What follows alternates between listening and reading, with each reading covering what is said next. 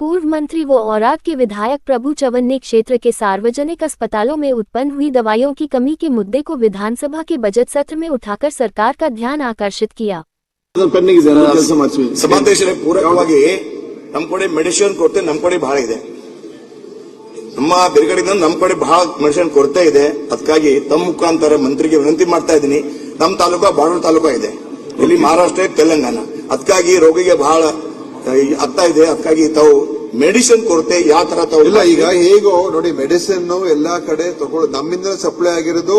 ಈಗ ನಾವು ನಮ್ಮ KSMSC ದೊಡ್ಡ ಸುಧಾರಣೆ ಮಾಡೋದಕ್ಕೆ ಹೋಗಿ ನಾವು ಮಾಡಿದ್ದೇವೆ. ಅದೆಲ್ಲ ಕೂಡ ಈಗ ಟೆಂಡರ್ಗಳಾಗಿದೆ, ಪರ್ಚೇಸ್ ಆರ್ಡರ್ಗಳು ಇಶ್ಯೂ ಆಗಿದೆ.